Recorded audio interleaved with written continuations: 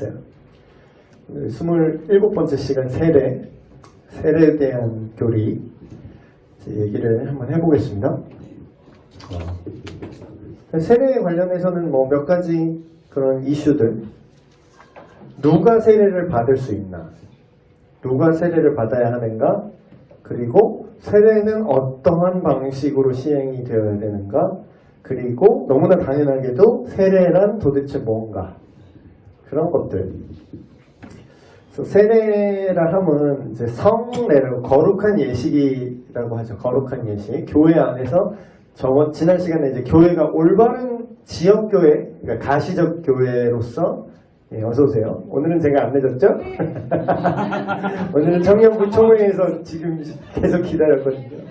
권사님 당황하셨어요. 교환 받으시고.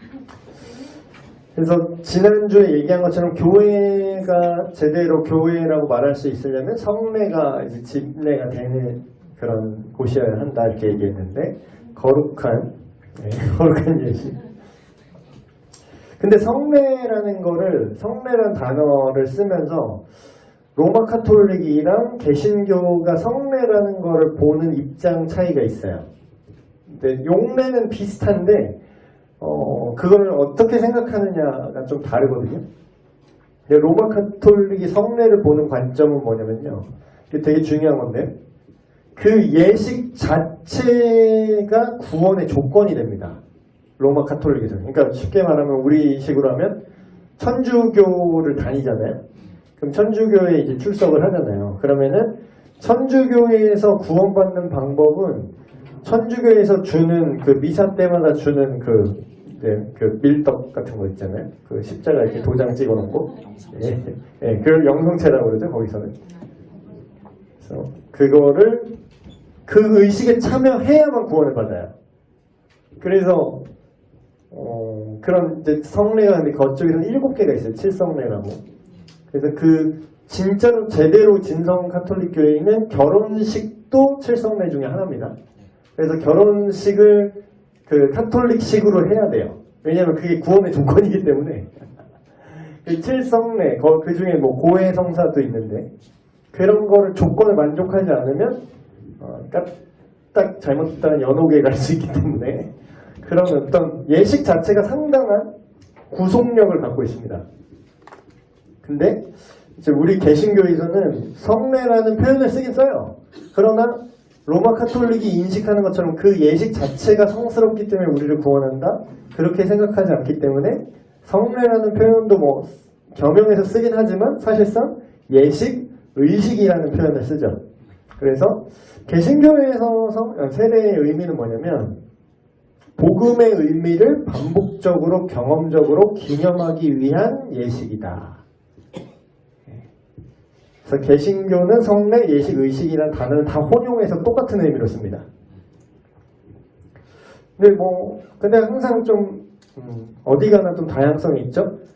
복음주의 개신교, 그러니까 복음주의, 그러니까 여러분 평신도를 잘 모르실까봐 요거를 설명해드리면, 그냥 흔한 말로 복음주의라고 하면요, 뭐가 복음주의냐면, 물론 되게 정의가 좁은 정의, 넓은 정의 있는데, 그냥 되게 러프하게 정의를 내려드리면, 성경을 있는 그대로 믿고 이것이 하나님의 기록된 말씀이라는 것을 믿고 성경 자체가 권위를 갖는다는 걸 믿는 사람이 복음주의 계열이에요.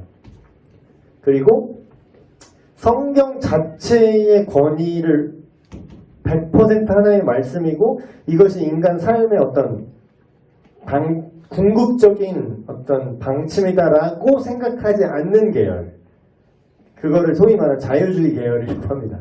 그러니까 복음주의에 맞는 말은 뭐 자유주의다 이렇게 생각하시면 돼요.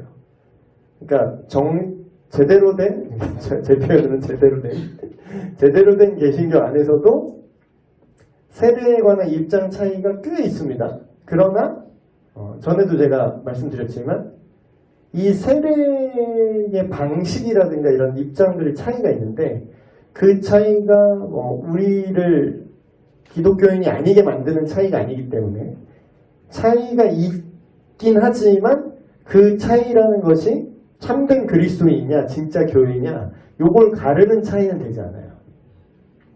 세례의 방식과 의미. 참 논란이 많은데 사실 성경을 보면은 되게 심플합니다. 성경에 나타나는 세례 방식은 뭐냐면 침수례예요. 침수례.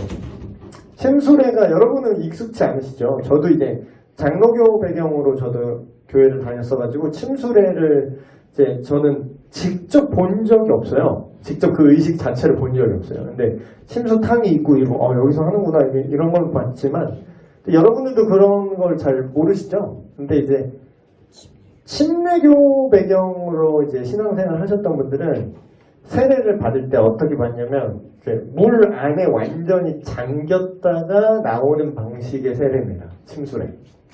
근데 사실 이게 원어적으로 보면은 이게 원조가 맞아요. 우리 교회는 침수례를 안 하고 저도 장로교 옛날에 다녔던 교회들도 침수례를 하진 않았지만 뭐가 더 성경적이냐라고 말하면 좀 오해의 소지가 있으니까 뭐가 성경에 있는 그대로의 그런 형태냐라고 얘기했을 때는 침수례가 맞아요. 그리고 실제로 신약 성경에 나타나는 그 세례 방식은 이 침수례 한 가지 방식밖에 없어요. 다른 지금 우리가 오히려 하는 약식 세례 있죠. 이렇게 물로 머리에 뿌려서 이렇게 주는 세례는 성경에 그런 세례는 나와 있지 않아요. 그래서 헬라어 신약 성경에 쓰여 있는 원어 헬라어의 세례라는 표현이 밥티조라는데 밥티즘이라고 많이 베프티스트라고 하잖아요. 우리도 영어 표현으로. 그게 이제 세례라는 의미인데 세례라고 하지만 엄밀하게 말하면 침수례를 말하는 표현입니다. 이 밥티조라는 단어 자체가.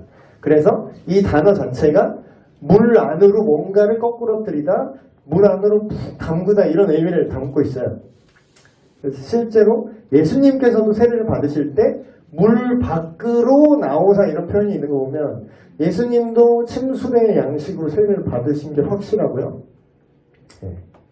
그리고 또 의미상으로 볼 때 세례의 의미를 이제 성경에서 얘기할 때 골로새서도 이렇게 나오죠. 너희가 세례로 그리스도와 함께 장사되고 이게 물 안에 수장된다는 얘기죠. 물 안에 들어가는 건 죽음을 경험한다는 걸 의미합니다. 물 안에서 죽음을 상징하고 장사되고 다시 꺼내잖아요. 그 꺼낼 때 죽은 자들 가운데서 그를 일으키신 하나님의 역사를 믿음으로 말미암아 그 안에서 함께 일으키심을 받는 이게 이 밥티즘, 밥티조 요거를 표현하는 표현 그대로거든요.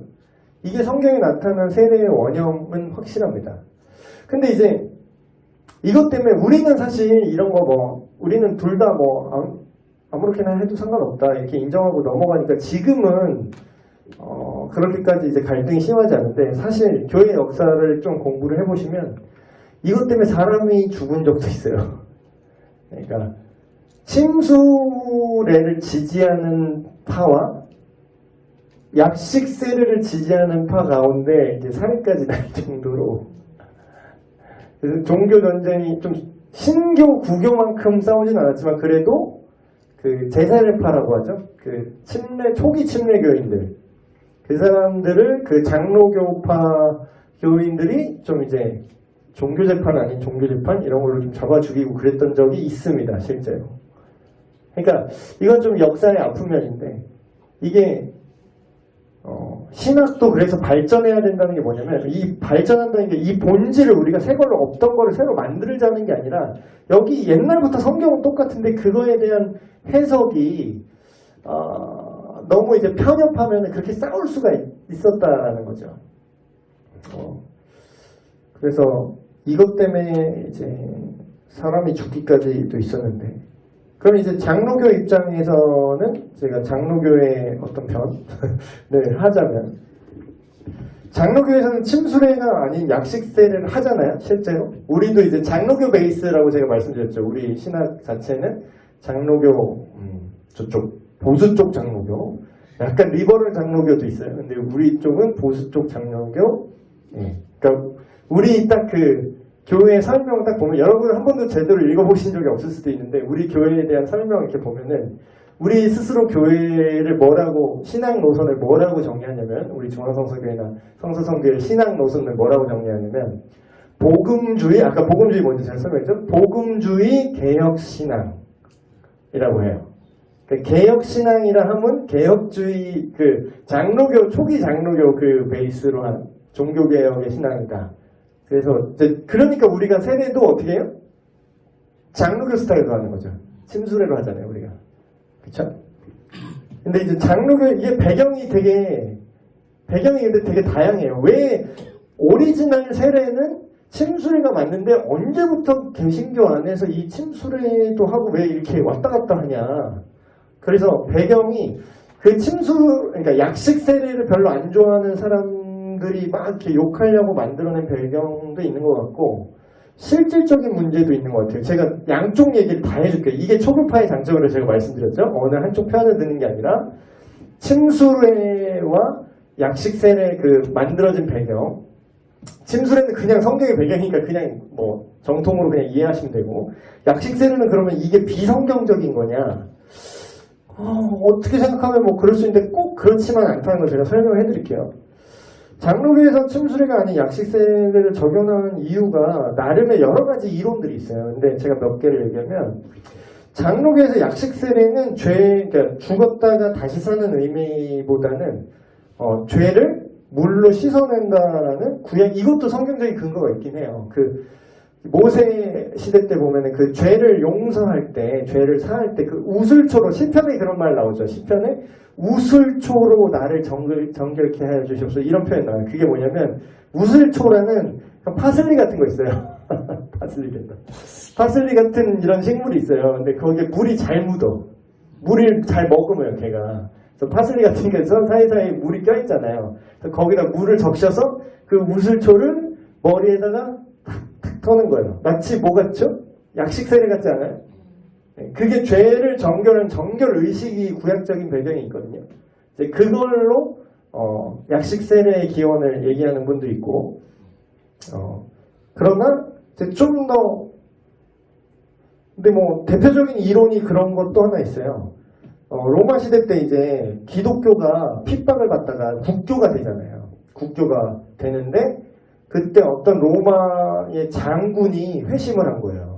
자기가 이제 예수를 믿겠노라 하고서 회심을 하는데, 자세히 보면 뭐 그게 제대로 우리가 말하는 제대로 뭐 신앙을 가져서 회심한 것 같진 않아요. 약간 되게 샤머니즘적으로 회심을 해요. 뭐 꿈에 뭐가 예수가 나한테 뭐 방패에 십자가가 있었다는 뭐 이상한 꿈을 꿔서 내가 전쟁에서 기도를 했대나?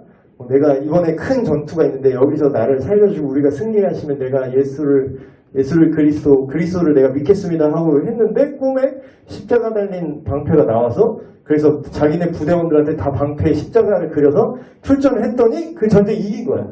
그리고 이 장군이 이제 삐를 받은 거죠. 그래서 샤머니즘적인 건지 모르지만 어쨌든 그 사람이 진짜 믿었는지 아닌지는 잘 모르겠어요. 어쨌든 체험을 했기 때문에 이 사람이 너무 감동을 해서 내가 세례를 받겠습니다. 이제 예수 믿는 게 세례니까, 그 당시에도 그 들어가는 나의 선언이 세례니까 자기가 세례를 받겠다고 하는데, 이게 그러니까 벌써 사람은요 자기 생각대로 모든 걸 판단해요. 그러니까 예수를 내가 믿는다고 해도 자기가 지금 예수님을 제대로 알고 믿는 게 아니잖아. 그러니까 어떤 식으로 이 사람이 하냐면, 자, 나는 이제부터 예수를 믿기로 했습니다. 나는 세례를 받을 겁니다. 근데 자, 내 밑으로 다 받아. 이렇게 된 거야. 어떤 느낌인지 알겠죠? 그러니까 장군만 할 수 있는 그 군인 마인드로, 자, 내가 예수 때문에 전쟁에 이겼으니까 난 세례를 받을 건데 이제 내 밑으로 병사들 다 세례 받는다. 실시. 이렇게 된 거야. 근데 이제 병사가 한 장군이면 밑에 휘하 병사가 몇 명이 엄청나게 많죠. 그럼 이거를 언제 다 이러고 있어? 이걸 언제 다 이런 성직자 수가 그만큼 있지도 않아. 그럼 어떻게 해야 돼? 근데 이 승질 급하잖아, 또 이게 무인들은. 뭘 복잡하게 하셔. 자, 저기 발코니 올라가. 자, 여기 물 뿌려. 자, 부대 앞으로 간다. 물 막 이 세대야, 세대. 그래서 이게 지나간 거예요. 그냥 부대만 뱉고 물 밑으로 뿌리는 거 지나간 거예요. 그래서 이게 약식 세례가 이렇게 생겼다라는 썰도 있고. 근데 뭐 정확하게 뭔지는 모르겠어요.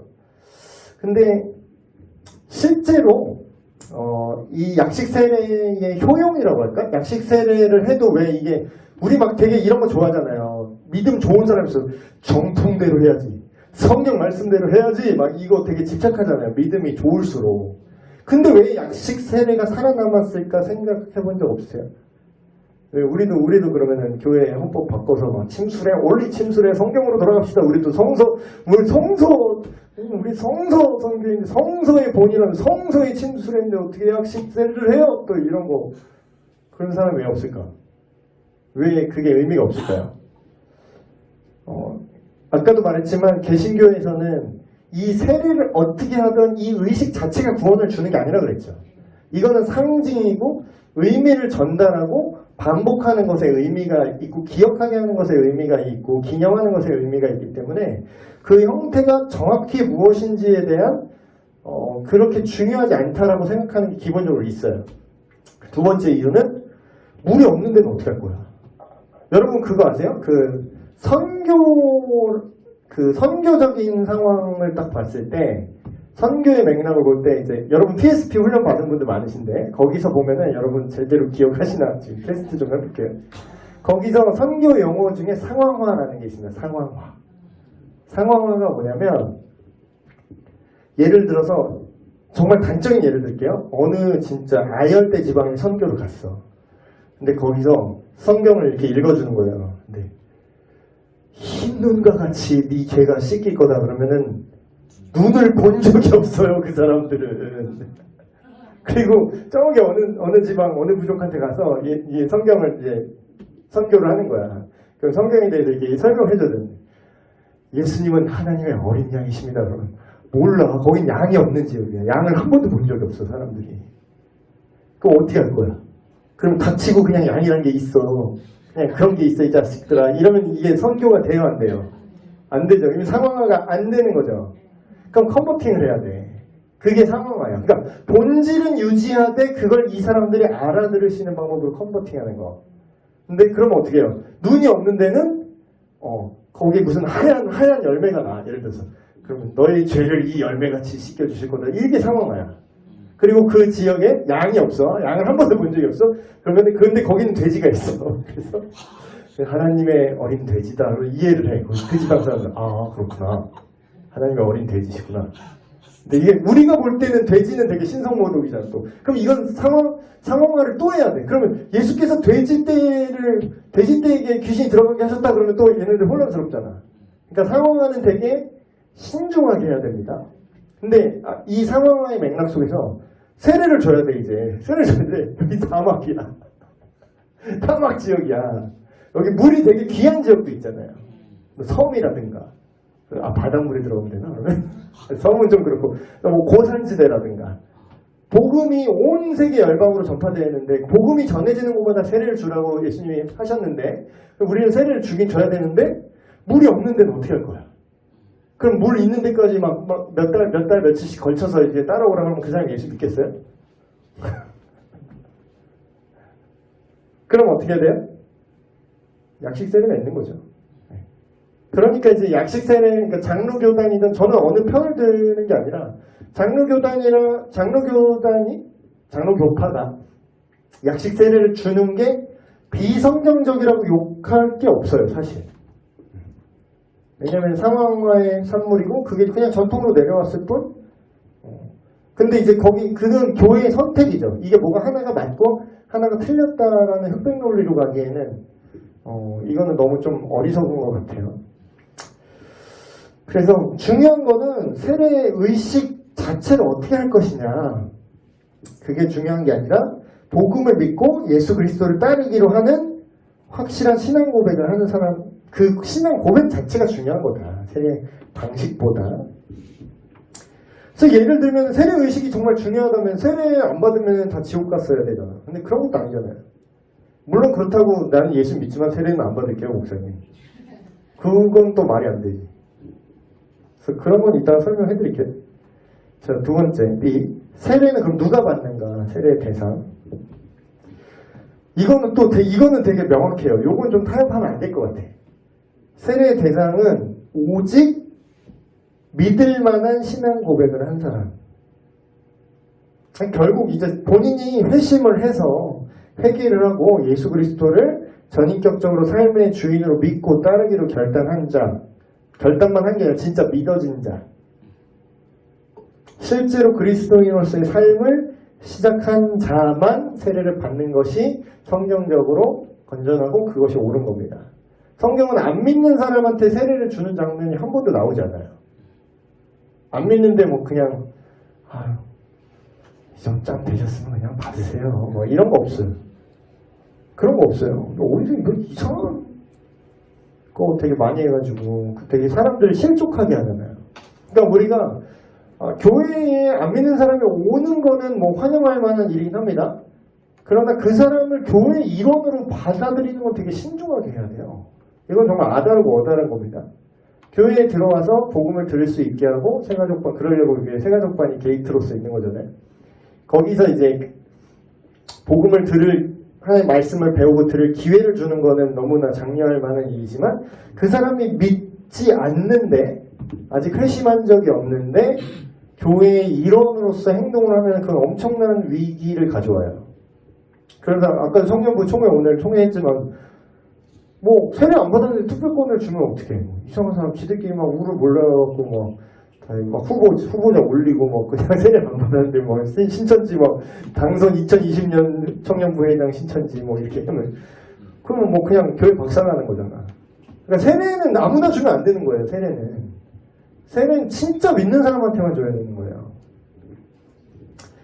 세례에 관한 신약 성경의 주장 이걸 뒷받침하죠. 그 말을 여기서 말하는 그 말은 복음입니다. 구원을 얻게 하는 충분한 정보들. 그 말을 받은 사람들은 세례를 받으매 이날에 신도의 수가 3,000여 더하더라. 그 말을 받은 사람 자신이 회개하고 구원을 위해서 예수 그리스도를 신뢰하고 믿는 사람이 받는 것. 그래서 다 전도의 맥락에서 세례를 많이 얘기해요.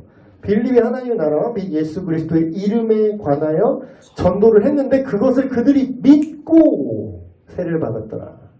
믿고 세례를 받는 거. 그러니까 믿음과 세례를 성경은 구분한 적이 한 번도 없어요. 근데 오직 현대교회만 이상하게 그걸 검증을 잘 안 하고 그냥 세례를 약간 주려는 경향이 있어. 그 실적 쌓는 것도 아니고 뭐. 그렇죠? 그래서 복음을 믿고 거듭남의 내적 증거들이 보이는 자에게 세례를 베풀어야 된다. 핵심은 세례를 받은 사람은 복음을 듣고 그리스도를 구원자로 믿어야 한다는 것이죠. 근데 여기서 중요한 거는 자기가 생각하는 복음을 믿는 게 아니라 하나님이 자기가 생각하는 복음, 자기가 생각하는 하나님이 아닌 성경이 증거하는 하나님, 엄밀한 의미의 그리스도에 대한 믿음이 있어야 된다.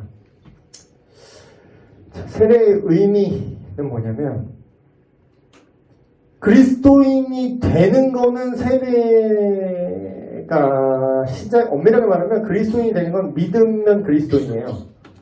근데 세례는 그 시작이라는 거죠. 시작. 외적 시작이라고 여기 이렇게 단서를 붙였어요. 이게 뭐냐면 이게 아다르고 어다른 건데 세례 자체가 구원을 주지 않는다고 그럼 지금 성경이 말하고 있으면 그럼 세례 굳이 받을 필요가 아닌 거잖아요. 또 이렇게 오해하시는 분들이 있어요. 그러나 이 자체가 일단 예수님의 명령이고요. 예수님의 의식을 직접적으로 콕 집어서 이거는 너희가 계속해라라고 한 게 딱 두 가지가 있다고 그랬죠. 첫 번째가 세례, 두 번째가 성찬. 이 자체가 구원을 주진 않지만 이게 그리스도인으로서의 삶의 외적인 시작이라는 게 뭔 말이냐면 교회론이랑 이게 겹치죠. 제가 지난주에도 얘기한 것 같은데 교회가 무엇인가 얘기할 때 세례라는 거는 그 의식 자체가 구원을 주진 않지만 그 의식이 교회의 일원이 되는 게이트는 확실합니다. 무슨 말인지 아시겠어요? 이게 세례를 그냥 우리가 그런 얘기 하잖아요. 교회 지금 또 다 총회 시즌이잖아요. 전도회 여러분들 막 전도회 회장 새로 뽑으시고 이러잖아요. 거기 누가 참여하고 누가 투표권이 있죠? 세례 안 받은 사람이 투표권 있어요? 피선거권이 있어요? 자기가 회장 후보로 나올 수 있어요? 세례도 안 받았는데?